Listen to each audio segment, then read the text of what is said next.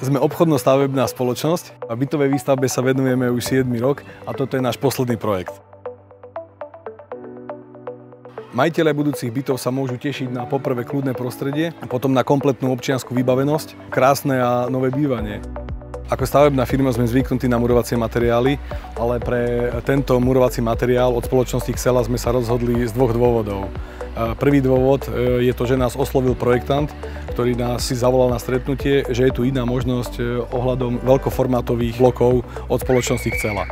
Keď sme sa prvýkrát stretli s projektantom pánom Petrom Candrákom nad projektom polifunkčného bytového domu Kalinčakov v Zlatých Moravciach, navrhol som mu namiesto pôvodne uvažovaných ťahal šírky 300 mm zefektívniť riešenie a postaviť dom z veľkoformátových vápeno-pieskových tvárnic Silka Tempo hrúbky 240 mm.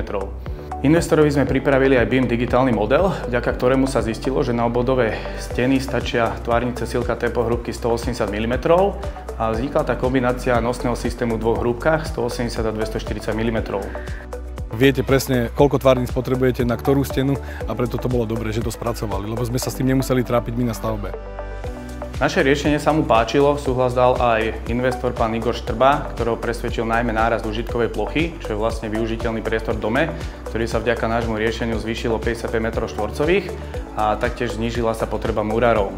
V tomto, keď si vynásobíte metre štvorcové nejakou cenou predajnou, tak určite z hľadiska tohto sme spravili správne rozhodnutie.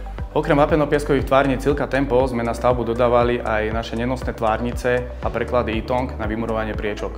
Rozhodnutie ohľadom zmeny murovacieho materiálu neľutujeme. Už sme stavali oveľa rýchlejšie, ako sme boli zvyknutí. Chlapi sa menej fyzicky narobili a pritom výstavba išla rýchlejšie ako predtým. Prišli nám technici z Oxely, prvý deň nám ukázali vlastne priamo na stavbe, takže boli nám nápomocní, predtým sme absolvovali školenie, takže tí chlapci už vedeli plus minus, ako sa má s tým pracovať, čo očakávať. Tie materiály v podstate, či sú murovacie z toho alebo z toho systému, ten postup prác je rovnaký. Skôr je to o tej manipulácii s tými blokmi, ktoré majú nejakú váhu a potrebujete k tomu manipulačné žeriavy, ale tie zase urýchľujú tú prácu a je tam úspora z tých 5 ušetriť 2 ľudí určite.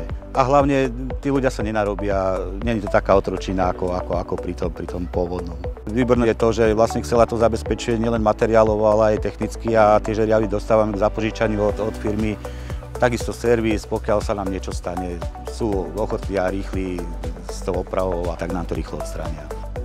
Dneska máme 2 manipulačné žeriavy, úplne nám to stačí, sú to 2 partie, zhruba za týždeň dokážeme vymurovať poschodie, ktoré má 400 štvorcov, nešetne prekladov a všetkých týchto prvkov, ktoré sú tam nosné.